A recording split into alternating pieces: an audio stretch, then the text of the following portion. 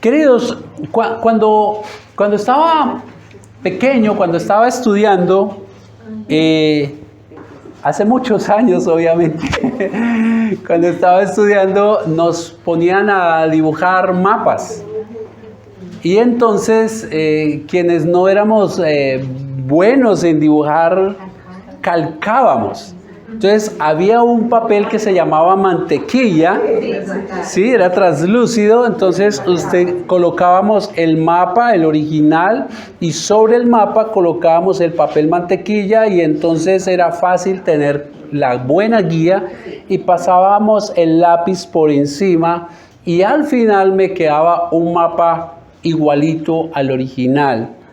Tenía una copia muy cercana, lo más cercana posible. Obviamente no era la misma, pero sí muy cercana a la primera. Y queridos, cuando el Señor nos llamó a plantar esta iglesia, Iglesia Cristiana Salvados por Gracia, tuvimos un objetivo muy claro. Y es el objetivo que buscamos y buscaremos, y les invito a que todos nos unamos en este objetivo. El objetivo es buscar ser la iglesia que Dios quiere. Si bien hay muchas iglesias que son buenos modelos, son de sana doctrina, tienen una buena eclesiología, y lo más fácil sería copiar y pegar, definitivamente el mejor modelo a seguir es el que las Escrituras nos enseñan. Por ello hoy veremos las características que evidencian la verdadera iglesia del Señor. Y para quienes toman apuntes, una recomendación que les doy, tomemos apuntes. El título de esta prédica es Lo que Dios espera de su iglesia. Lo que Dios espera de su iglesia. Como les dije, pues es más fácil copiar y pegar de modelos que ya hay. Y evidentemente hay cosas muy buenas, pero no hay como ir a la Escritura y ver qué es lo que Dios enseña. Y digo la verdadera iglesia, características que evidencian la verdadera iglesia de Jesús, y lo digo con intencionalidad. Porque si digo la verdadera iglesia es porque podemos suponer y debemos suponer que hay una que no es verdadera. ¿Cuál es la verdadera? Bueno, aquella que Dios ha elegido desde antes de la fundación del mundo. Hacemos parte de la verdadera iglesia quienes Dios ha puesto en nuestro corazón reconocer que somos pecadores, que necesitamos un Salvador, que estamos condenados al infierno, que Cristo hizo esa obra en la cruz, que ahora nos ve Dios justos porque a Él lo vio como pecado. Quienes formamos la nueva iglesia somos nuevas criaturas. Esa es la verdadera iglesia. Y como les dije, pues supone también que entonces hay una falsa. Y la falsa es a la que se refiere el Señor Jesucristo como la cizaña. En Mateo 13. Y en una parábola que magistralmente el Señor enseña allí en Mateo 13, habla de que el trigo crece y junto con él la cizaña, refiriéndose al trigo como la verdadera iglesia y la cizaña los falsos cristianos. Pero no hay que arrancarla. Hay que dejar que crezcan ambos, porque un día vendrá el segador, nuestro Señor Jesucristo, y entonces va a cegar y va a tomar el trigo y lo llevará a su depósito, es decir, a vivir eternamente con Él, y va a tomar la cizaña y será llevada al fuego eterno. Queridos, hoy conoceremos las características que usted y yo, miembros de la Iglesia Cristiana Salvados por Gracia, tenemos que comprometernos a reflejar permanentemente en nuestras vidas. En la Biblia hay una iglesia ejemplar de la cual podemos aprender mucho, y es la iglesia de los tesalonicenses. Esta fue una de las primeras iglesias que Pablo fundó. Una de las primeras que Pablo fundó. y la fundó en una de las ciudades más importantes de la zona de Mesopotamia,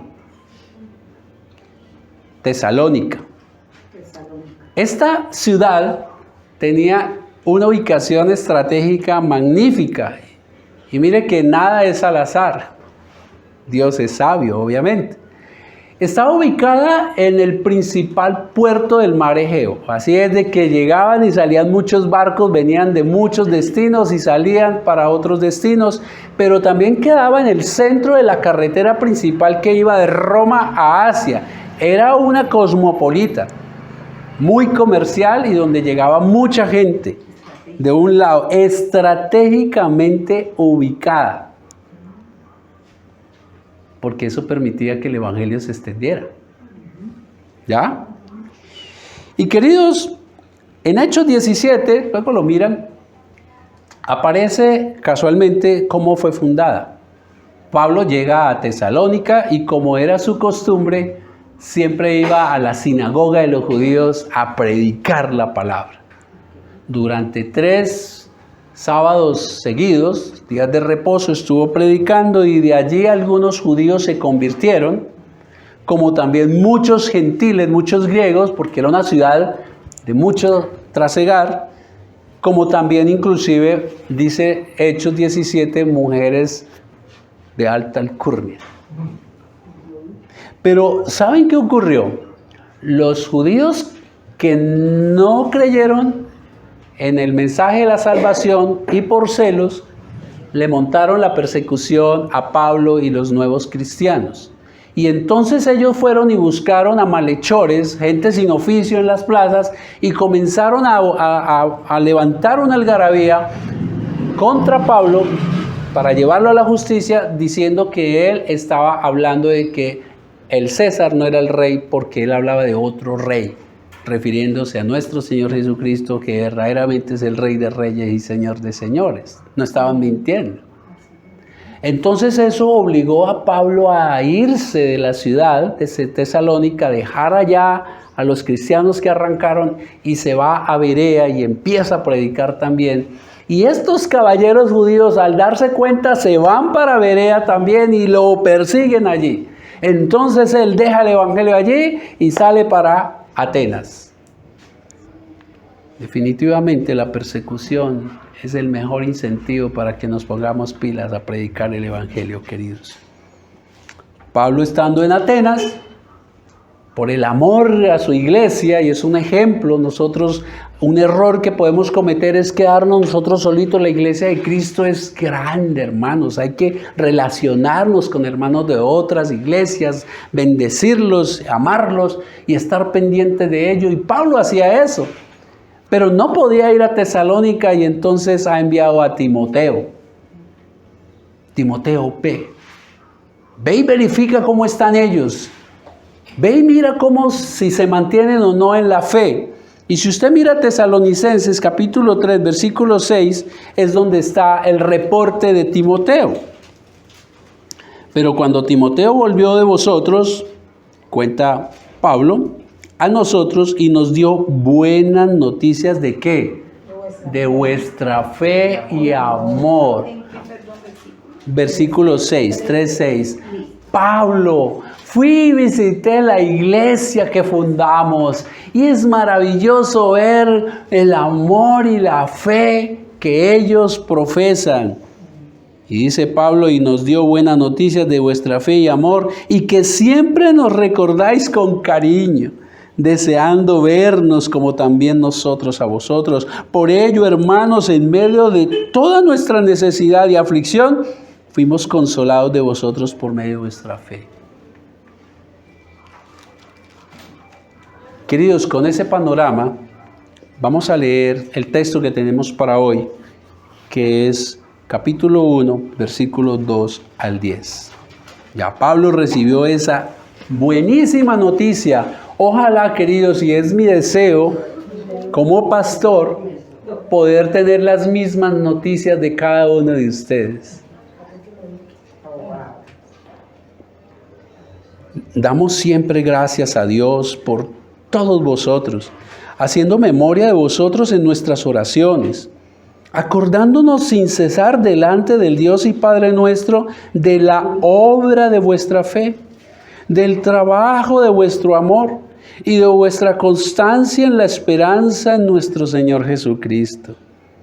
Porque conocemos, hermanos amados de Dios, vuestra elección. Pues nuestro Evangelio no llegó a vosotros en palabras solamente, sino también en poder, en el Espíritu Santo y en plena certidumbre, como bien sabéis cuáles fuimos entre vosotros por amor de vosotros. Y vosotros vinisteis a ser imitadores de nosotros y del Señor, recibiendo la palabra en medio de gran tribulación, con gozo del Espíritu Santo. De tal manera que habéis sido ejemplo a todos los de Macedonia y de Acaya que han creído. Porque partiendo de vosotros ha sido divulgada la palabra del Señor. No solo en Macedonia y Acaya, sino que también en todo lugar vuestra fe en Dios se ha extendido. De modo que nosotros no tenemos necesidad de hablar nada. Porque ellos mismos cuentan de nosotros la manera en que nos recibisteis y cómo os convertisteis de los ídolos a Dios para servir al Dios vivo y verdadero y esperar de los cielos a su Hijo, al cual resucitó de los muertos, a Jesús, quien nos libra de la ira venidera.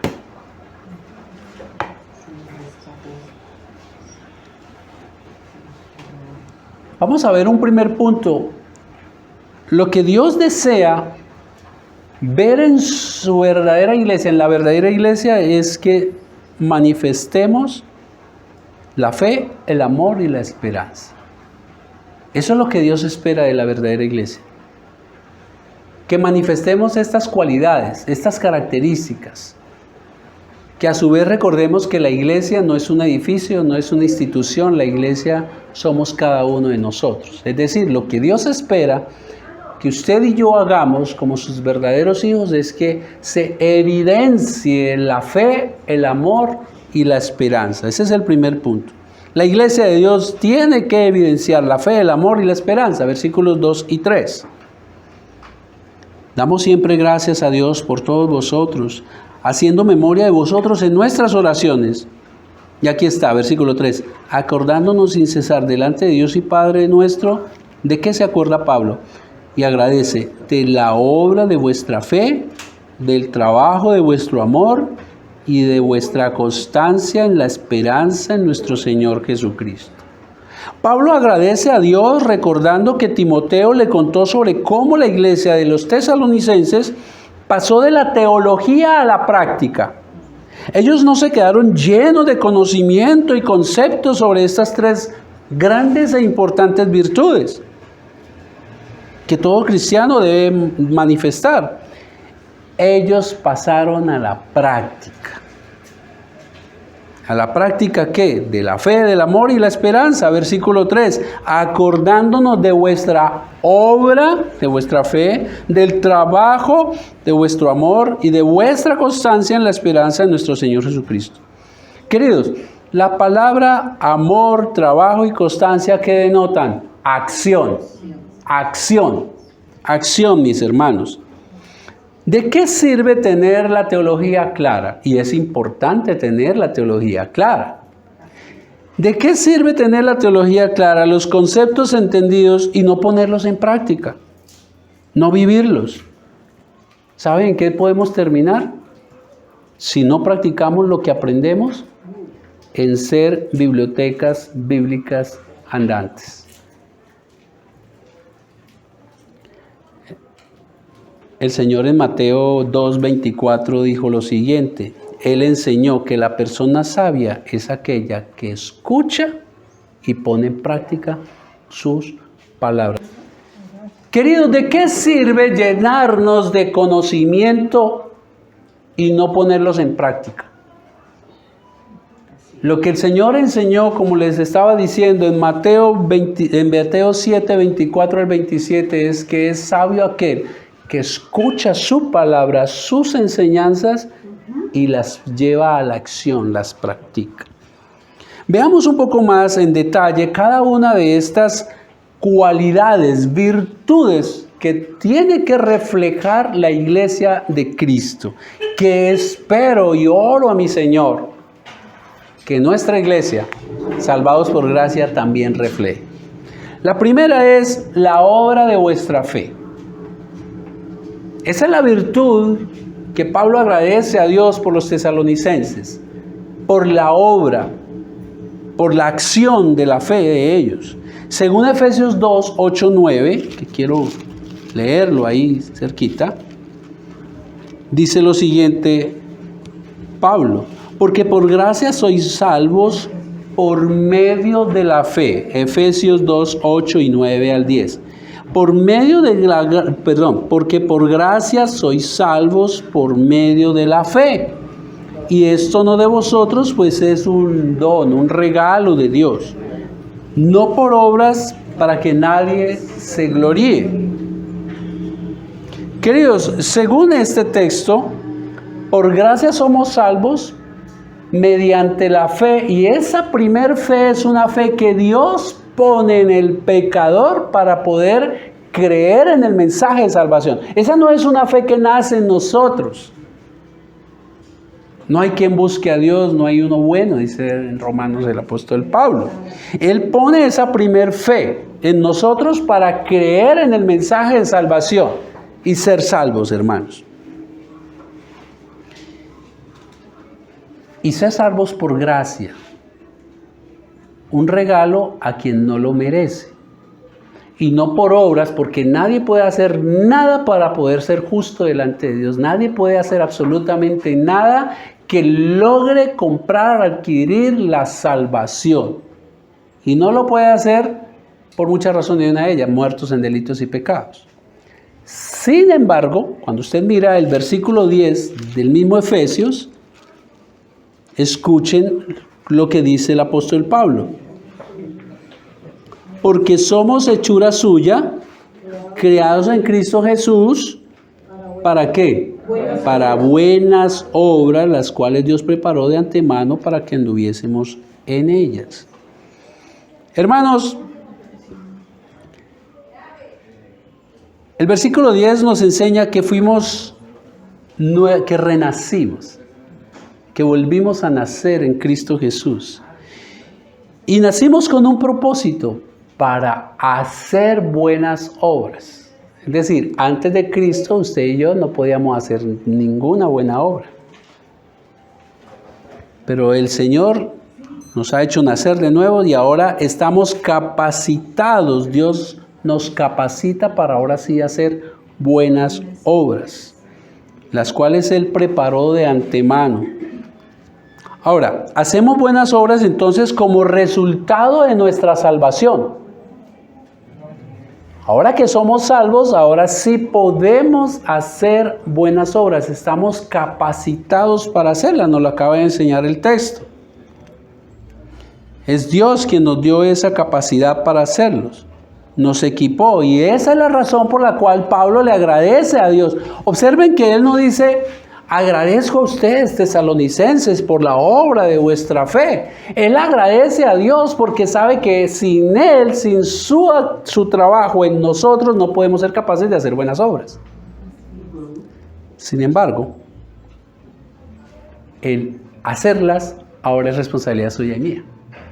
Si bien no podemos tener fe para creer en el mensaje de la salvación, y esa fe nos la tiene que ponernos el Señor a nosotros, ahora que somos salvos, ahora estoy capacitado para ahora sí poner en práctica la fe en buenas obras. Hermanos, de ahí que no es concebible que un cristiano no evidencie su confianza en Dios con sus obras. Lo voy a repetir porque quiero que quede muy claro esto. Para salvación no puedo tener fe, no pude tener fe. Dios la puso en mí. Y ahora que soy salvo, me hizo nacer de nuevo. Ahora estoy capacitado y me ha preparado para que ahora sí haga buenas obras. Ahora, el hacerlas ya es una responsabilidad suya y mía. La fe sin obras es muerta, dijo Santiago en el capítulo 2, versículo 17. Es decir, aunque grite a los cuatro vientos que tengo mucha fe en Dios, si eso no se nota con mis obras de fe, esa obra no vale para nada.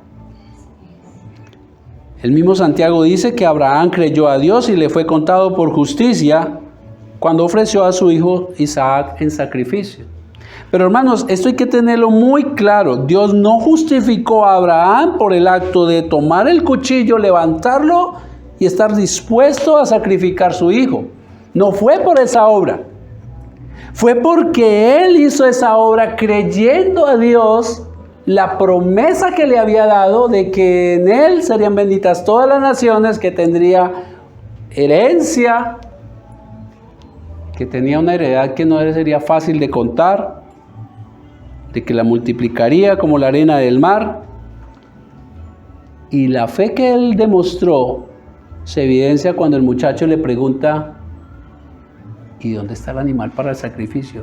Dios proveerá. Eso es fe. Dios le prometió un hijo, se lo pide y él está dispuesto a hacerlo porque le creyó a Dios. No es por el acto de él haber levantado el cuchillo, porque inclusive los impíos, los paganos, sacrificaban a sus propios hijos a los otros dioses. Es porque él creyó en la promesa que Dios le dio. No lo dice la Escritura, pero yo me atrevo a correr un poquito y decir, él estaba seguro que si Isaac moría, Dios algo iba a hacer, pero él iba a cumplir su promesa. Queridos, Abraham creyó a Dios y lo demostró con su acto, con su obra de fe. La fe del verdadero creyente se tiene que evidenciar, tiene que notarse, hermanos. La fe, la confianza en Dios, eso se tiene que notar en nosotros. Y yo le hago esa pregunta: ¿cree usted en Dios o le cree a Dios? Le creo a Dios. Le creo a Dios. ¿Cree usted en Dios o le cree a Dios? Los demonios creen. Y tiemblan. Pero no se arrepienten. Mire la diferencia en una palabrita: ¿cree en Dios o le cree a Dios? Y querido, yo le invito que si usted reconoce que le falta fe, que le falta confianza en Dios, que usted sabe que es salvo, pero aún le falta confianza en Dios, haga lo que hizo aquel hombre en Mateo 9:24 ante nuestro Señor Jesús. ¿Crees? Creo, Señor, ayuda a mi incredulidad. Yo creo, pero me falta. Me falta. Dios ya sabe que nos falta, pero debemos confesárselo. La otra virtud que Dios espera que su iglesia, la verdadera iglesia, que usted y yo evidenciemos, es el trabajo de vuestro amor. La palabra trabajo en griego denota trabajo arduo que genera cansancio. Es un trabajo duro. No es que demostrar el amor sea duro. Es que hay que trabajar duro para que eso se evidencie, se muestre. Reflejar el amor de Dios a los demás implica un trabajo con esmero, consciente. Este amor que aparece acá en Tesalonicenses es el amor ágape, que estudiamos la semana pasada a través del libro de Efesios. Les recomiendo que escuchen la prédica. Este es el amor ágape con el que Jesús tuvo, el mismo que Jesús tuvo a su iglesia, un amor sacrificial que lo entrega todo. No se trata de decir te amo, se trata de demostrarlo con acciones. Con acciones, aún de sacrificio, acciones sacrificiales. Es ayudar al hermano de ser necesario, no con lo que me sobra, sino inclusive con lo que me falta. Eso es amor sacrificial. Eso es trabajo Eso es un trabajo arduo, hay que trabajar arduamente en ello. Hermanos, la pregunta es si se evidencia en nuestras vidas ese tipo de amor, ese trabajo esmerado que se hace en amor. El amor es la mayor demanda que Dios nos hace. Amarás a Dios con todo tu corazón, con toda tu mente, con todas tus fuerzas. ¿Y amarás a quién? Al prójimo como a ti mismo. Es la mayor demanda, queridos. Y cuando nosotros trabajamos en eso, cumplimos el resto de los mandamientos. Porque si usted ama al hermano, usted no le va a robar, usted no va a chismosear de él, no va a desear las cosas que él tiene. Y si usted ama a Dios, no va a tener más ídolos en su vida. No se inclinará ante imágenes. Es la mayor demanda que el Señor nos hace. El amor practicado, queridos, asegura el cumplimiento de todos los mandamientos. Escuchen lo que dice el mismo apóstol Pablo en 1 Corintios capítulo 13, versículo 13. Y ahora permanece la fe, la esperanza y el amor. Estos tres. Pero el mayor de ellos es el amor. Y luego va ahí capítulo 13, del 1 al 3.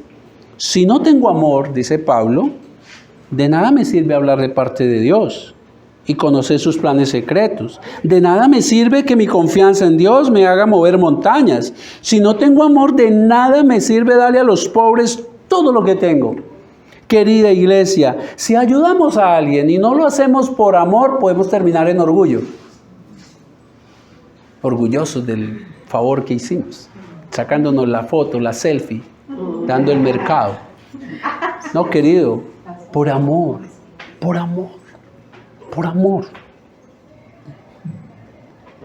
¿Cree usted que aquí en Salvados por Gracia se evidencia el amor de los unos? No me conteste, eso es personal. ¿Usted cree que se evidencia ese amor aquí en nuestra iglesia, hermanos? Pero le voy a hacer otra pregunta un poquito más fuerte. ¿Usted cree que sus hermanos evidencian que usted les ama de esta manera como Pablo nos está enseñando? Se tiene que evidenciar, hermanos. La iglesia que Dios quiere es la que hace actos de amor. Pero, queridos, no de una manera como el alumbrado navideño, que prende y apaga, constante, permanente, hermanos. Escuchen ahí Tesalonicenses 4, 9 al 10. Dice Pablo, y también lo hacéis así con todos los hermanos que están por toda Macedonia. Perdóneme, desde el 9. Pero acerca del amor fraternal, no tenéis necesidad de que os escriba. Mira, esta iglesia era un gran ejemplo y es el ejemplo que tenemos que copiar. Ellos vivían en el amor. Pablo no tenía nada más que enseñarles o que exhortarlos, hermanos, amen. No tienen nada. No tienen necesidad de que os escriba porque vosotros mismos habéis aprendido ¿de quién? De Dios, hermanos. De Dios, exacto. Que os améis unos a otros.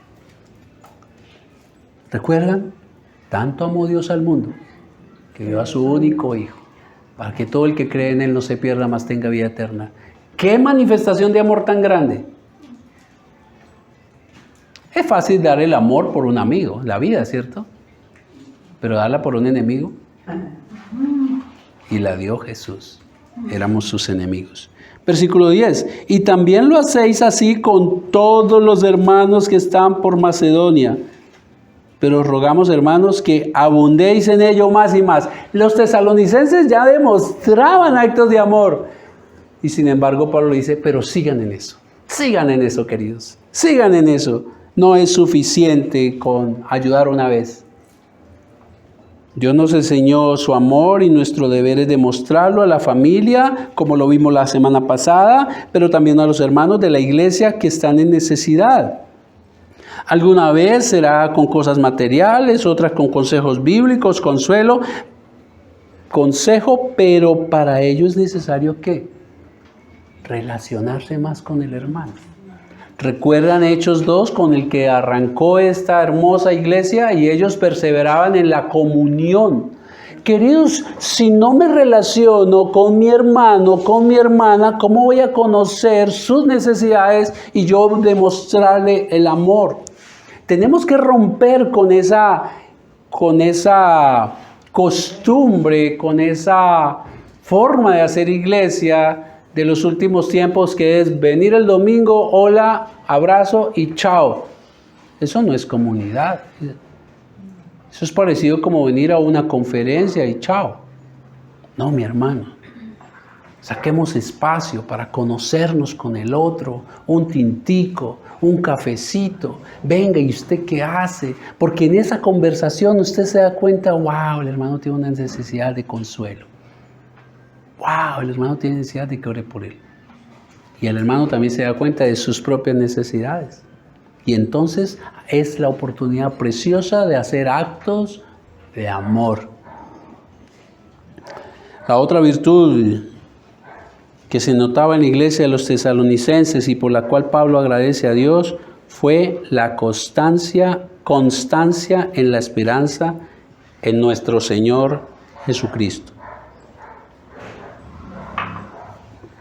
Esa es otra virtud que se tiene que reflejar. Esperanza en el original, en el griego, es aguantar con alegría, esperar con anhelo, es aguantar un peso sin quebrarse. En otras palabras, esa espera por el regreso de nuestro Señor Jesucristo debe ser inquebrantable. Inquebrantable. Sin embargo, hay algo, y es de lo que poco se habla hoy en día, del regreso de nuestro Señor Jesucristo. Y es necesario, hermano, porque esa es nuestra gran esperanza y ese es nuestro destino final. El Señor Jesús se fue a preparar, ¿qué? Morada. Morada para usted y para mí, hermanos.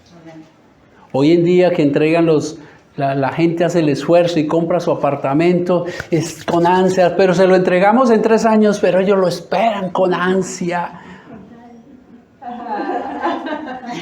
Porque están seguros que un día va a llegar, van a pasar esos 3 años. Sí. Queridos, un día va a llegar nuestro Señor Jesucristo.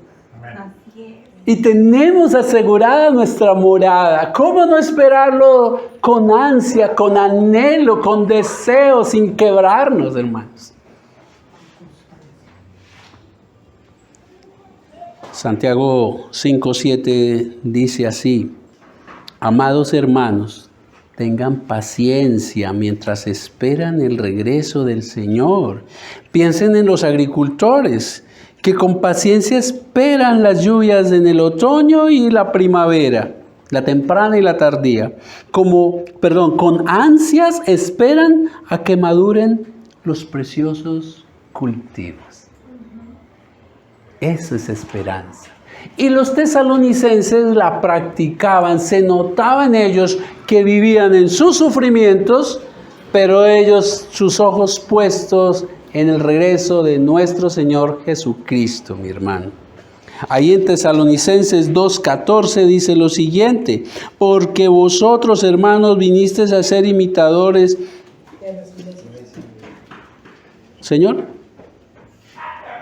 imitadores de la iglesia de Dios en Cristo Jesús que están en Judea, pues habéis padecido de vuestra propia nación las mismas cosas que ellos padecieron de los judíos. Ellos eran perseguidos, hermanos. Y esa persecución, esos sufrimientos no le hacían olvidar que Cristo regresaría. Los tesalonicenses en el contexto griego sufrían persecución de sus paisanos porque ellos abandonaban la idolatría a esos otros dioses y ahora se rendían única y exclusivamente a Dios. Y entonces sus compatriotas los perseguían por eso. Sin embargo, se mantuvieron firmes gracias a la esperanza segura en el regreso de nuestro Señor Jesús. Capítulo 1, versículo 10. Les dice Pablo, desde el 9 voy a leer: porque ellos mismos cuentan de nosotros la manera que nos recibiste y cómo se convirtieron de los ídolos a Dios para servir al Dios mismo y verdadero. Y mire también el reporte, y esperar, o sea, los tesalonicenses, y esperar de los cielos a su Hijo, al cual resucitó de los muertos, a Jesús, quien nos librará de la ira venidera. Queridos, cuando usted confía en que un día estará junto a Cristo por la eternidad, pierde valor todos los sufrimientos que se viven acá. Porque usted está seguro y está segura que cuando esté con Cristo, allí no hay llanto, allí no hay dolor, todo eso terminará. Yo les hablé del día, de la ocasión que tuvimos la oportunidad con mi esposa de ir a visitar a un hermano. Hacía 3 días él venía agonizando, no hablaba ya. Estuve con él, oré y le dije, no esperando que me respondiera, porque ya su respiración era corta. Mi hermano está preparado. Y milagrosamente habló y dijo, lo estoy. Murió esa noche. Murió esa noche.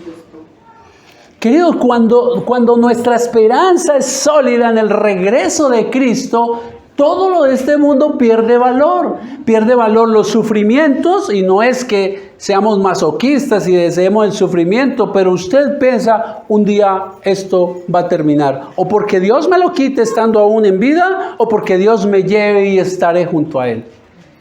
Pero también pierde valor esa carrera por las posesiones, por tener y tener y tener. ¿Por qué? Un día se van a quedar acá, y entonces esa esperanza le motiva a usted ¿a qué? A compartir, a manifestar su amor con el necesitado, a dar liberalmente al que lo necesita.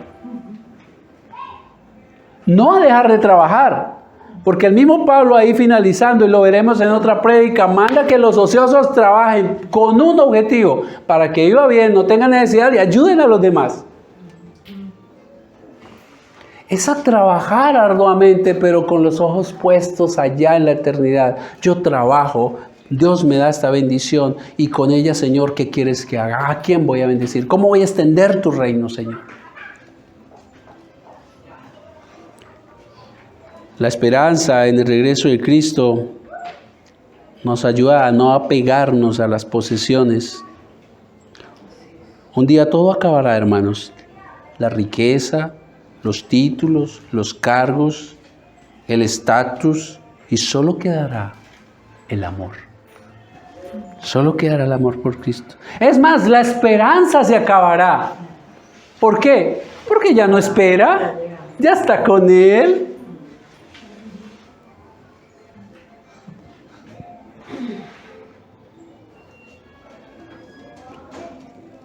La esperanza en el Señor nos libra de las dificultades que vivimos en este mundo caído.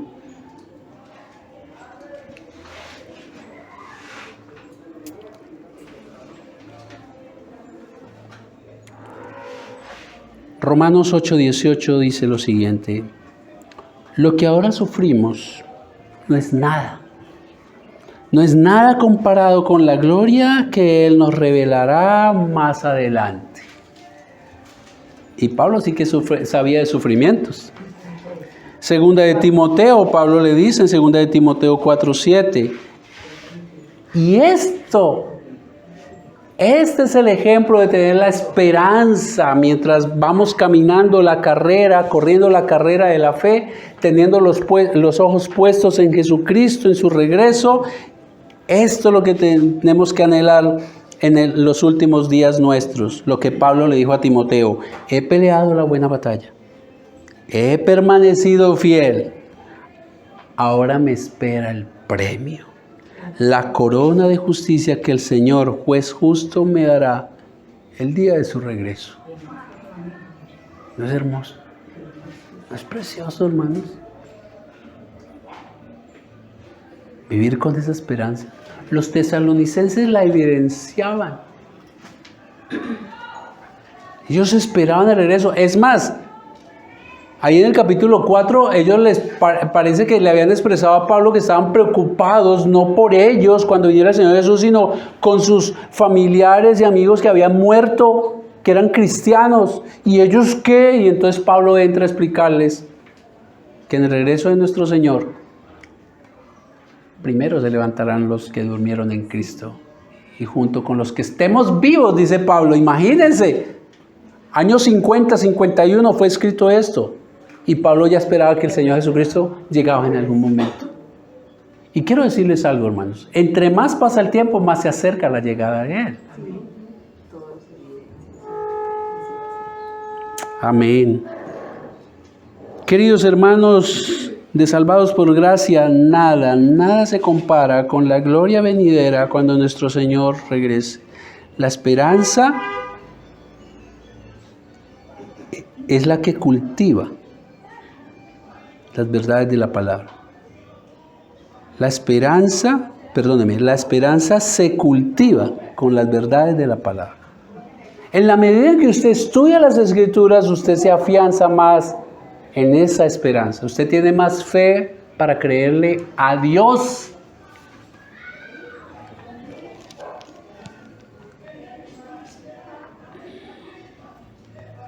Queridos, que el amor, la fe y la esperanza se noten con abundancia en cada uno de nosotros y de mí como pastor.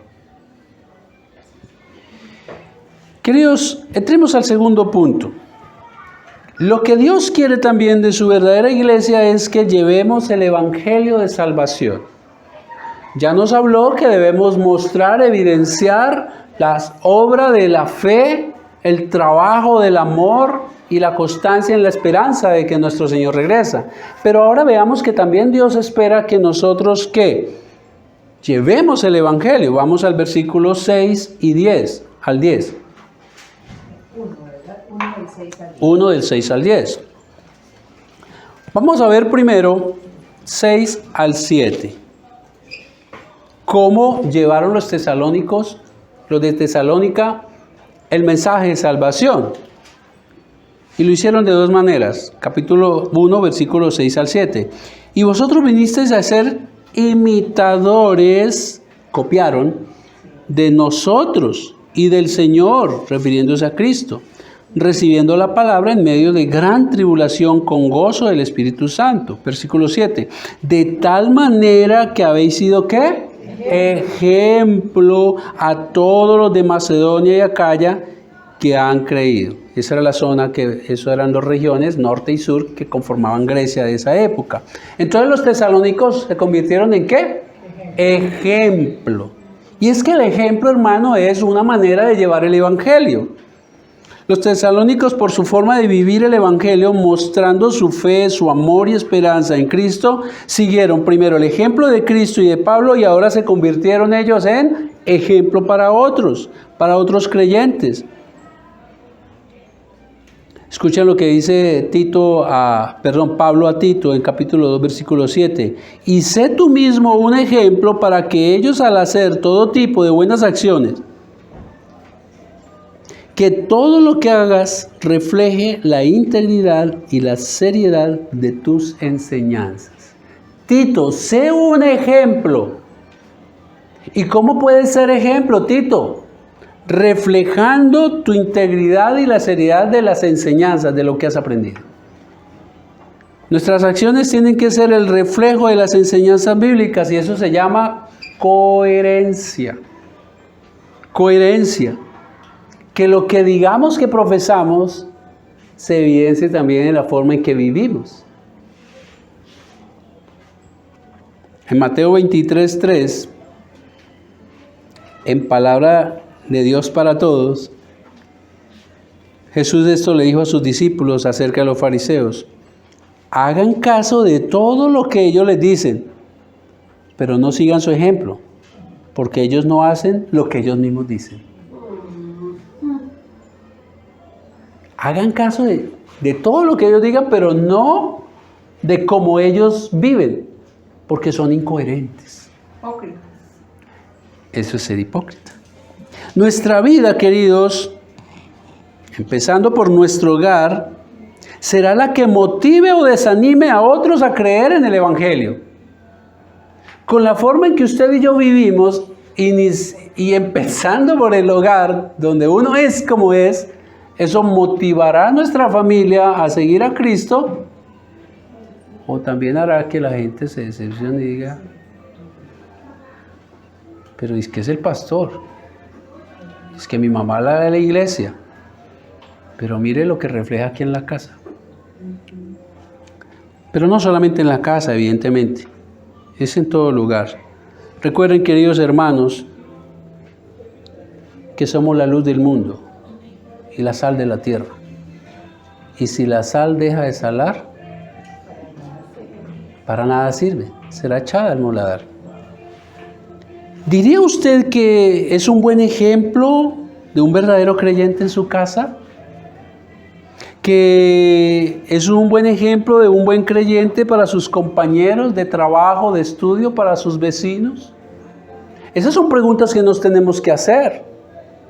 Y eso es lo lindo, comentábamos ahorita con una hermana de la meditación bíblica, porque la pregunta no es si fulano o fulano es ejemplo, sino ¿y esto qué tiene que ver conmigo? ¿Yo soy un ejemplo? Pero la otra forma como los tesalonicenses llevaron a otros el evangelio fue predicando la palabra. Versículos 8 y 10.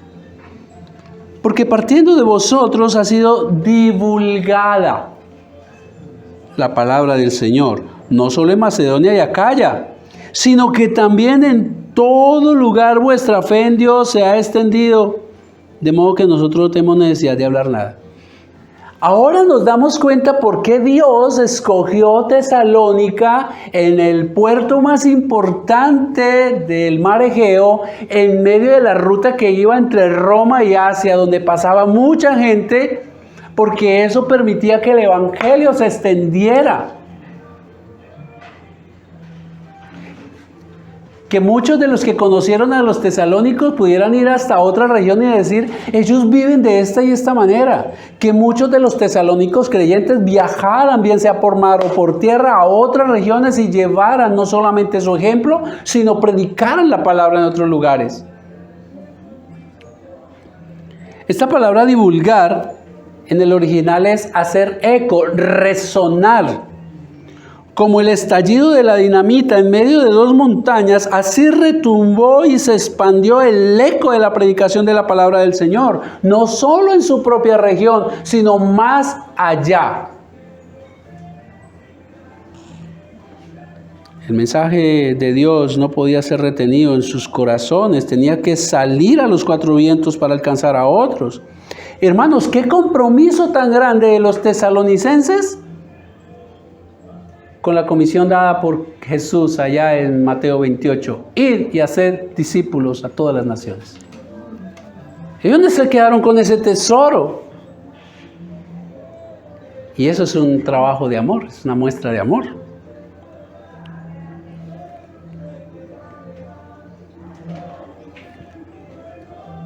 Queridos, a pesar de ser perseguidos,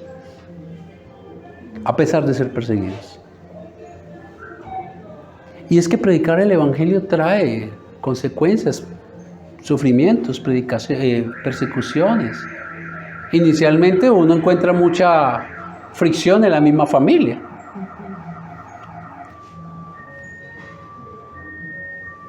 Pero hay que estar dispuestos. 11 de los 12 apóstoles murieron sacrificados.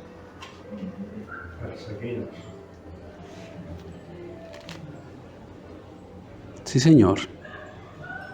Murieron, fueron mártires. La pregunta es, ¿y nosotros? ¿Qué esperamos para ser obedientes a ese mandato de llevar el evangelio? Hechos 2:47 enseña que es Dios quien añade a su iglesia los que han de ser salvos. Pero hermano, es usted y soy yo somos los encargados de llevar la palabra. Dios es el que añade, pero usted y yo tenemos la responsabilidad, la acción de ir y llevar la palabra del Señor. Yo quiero hacerle una pregunta. ¿Quiere usted, si ve a alguien ahogándose y usted tiene en sus manos el único salvavidas para rescatarlo, dudaría en dárselo? ¿O diría, estoy muy ocupado, más bien otro día? ¿Le daría pena darle el salvavidas para salvarlo? ¿Cuándo empezará a compartir el mensaje que verdaderamente salva? El mensaje de la palabra de Dios, hermanos. Esta iglesia, salvados por gracia, crecerá en número el día que nosotros cumplamos nuestro trabajo evangelístico, hermanos. Enseñando lo poco o mucho que ya conoce. Porque esa es la otra, ¿no? No es que hasta que yo llevo hasta ahora 5 años, voy a crecer un poco más y comparto. Por último, hermanos, veamos la razón por la cual Dios espera que reflejemos la fe, el amor, la esperanza en Cristo, y la razón por la cual nosotros tenemos que ser ejemplo y la razón por la cual tenemos que ir y predicar el Evangelio a todo el mundo. Y la razón es porque somos la verdadera iglesia de Dios. No somos la falsa, somos la verdadera. Versículos 4 y 5. Le dice Pablo, después de haber dado gracias al Señor por sus obras de fe, de amor y esperanza, porque conocemos, hermanos amados de Dios, vuestra elección. Pues nuestro evangelio no llegó a vosotros en palabras solamente, sino también en poder, en el Espíritu Santo y en plena certidumbre, como bien sabéis cuáles fuimos entre vosotros por amor de vosotros. Queridos hermanos, tenemos que reflejar todo esto, y es lo que Dios espera, porque fuimos elegidos. Le dice Pablo a los tesalonicenses, porque ustedes fueron elegidos. Queridos, los hermanos de Tesalónica en su mayoría eran gentiles. Y los judíos, ellos creían que eran los únicos. Porque así había sido en el Antiguo Testamento, ¿recuerdan? Y ustedes serán mi pueblo, yo seré su Dios. Pero también en el Antiguo Testamento hay una promesa de Dios, que los llamará a hacerlo con un pueblo que no era su pueblo. Y se está refiriendo a los gentiles. Según los judíos, los gentiles eran excluidos de la bendición de Dios. Pero Pablo le asegura a estos gentiles convertidos en Tesalónica que ellos habían sido elegidos por Dios para ser parte ahora de su iglesia. En Romanos 2, 28, 29, Pablo dice lo siguiente, porque no es judío el que lo es exteriormente, refiriéndose a ¿qué? A la circuncisión en el cuerpo, que era lo que los judíos decían, es que nosotros somos hijos de Abraham, nuestro padre Abraham, estamos circuncidados, y Pablo le dice, no, inspirado por el Espíritu Santo, no es judío el que lo es exteriormente, ni la circuncisión es la que se hace exteriormente en la carne, sino que es judío el que lo es en lo interior. Y la circuncisión es la del corazón, en espíritu, no en letra, la alabanza del cual no es de los hombres, sino de Dios. Querido hermano, usted y yo somos judíos, el judío espiritual, el pueblo de Dios. Los gentiles habían sido elegidos y Pablo le dice, porque ustedes han sido elegidos por Dios. Es Dios el que elige, hermanos. No me escogieron ustedes a mí, yo escogí a vosotros, dijo Jesús. Y así lo hizo el Señor con Pablo, lo eligió para ser instrumento como apóstol a los gentiles en Hechos 9.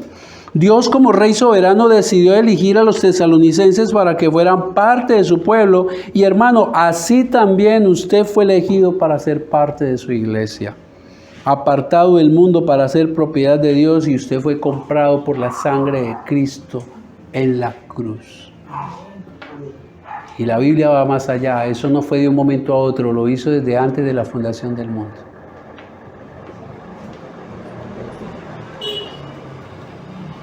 Esa es la razón por la cual Dios espera que reflejemos el amor, la virtud, la esperanza, que seamos ejemplo a los demás y que llevemos la palabra, porque somos su iglesia verdadera, porque fuimos elegidos, pero también, versículo 5, porque en nosotros obró y sigue obrando el poder del Espíritu Santo.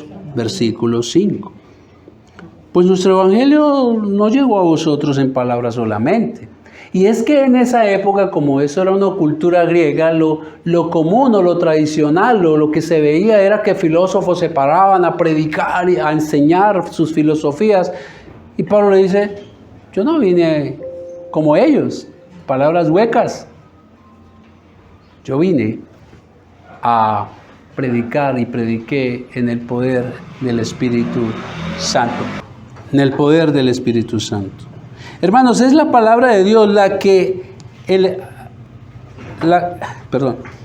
es la palabra de Dios la que el Espíritu Santo obra en el pecador para que sea salvo. Y su palabra no vuelve vacía, sino que cumple el propósito por el cual Dios la envía. En 1 Tesalónicas 2, del 12 al 13, dice lo siguiente.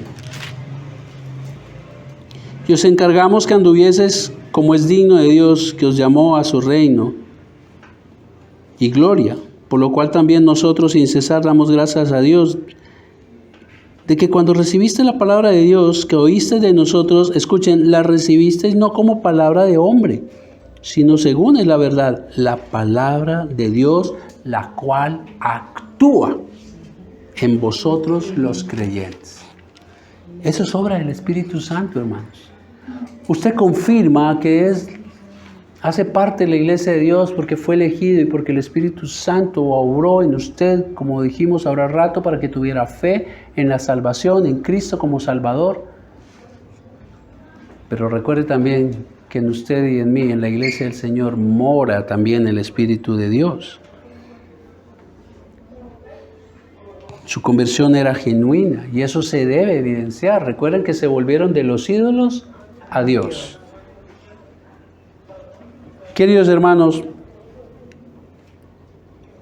para cerrar, querido hermano, querida hermana, si usted es un verdadero creyente, es porque Dios le ha elegido para salvación. Le ha hecho nacer de nuevo, ha puesto su espíritu en usted y su palabra en sus manos para que evidencie con su vida a Cristo. Quiero repetirlo. Usted ha sido elegido por Dios, Él le ha hecho nacer de nuevo, ha puesto su Espíritu Santo en usted y su palabra en sus manos con un propósito, evidenciar a Cristo. Fue lo que hizo la iglesia de Tesalónica. El ejemplo a seguir, el molde a calcar. 1 de Juan 2:6 dice el Señor, el que dice que permanece en Él, el que dice que es cristiano, debe andar como Él anduvo. El que dice que permanece en Cristo, debe andar como Él anduvo. Queridos hermanos, el principal objetivo del cristiano es ser como Cristo, obediente como Él obedeció a su Padre y humilde como Cristo lo fue para no aferrarse a su trono y humillarse hasta la muerte y muerte de cruz. Ese es el objetivo nuestro, ser como Cristo, obedientes como Él a su Padre, porque por obediencia fue a la cruz, y humildes para despojarse de su trono celestial, hacerse hombre y humillarse hasta ir a la muerte y muerte de cruz. Querido, muestra a Cristo.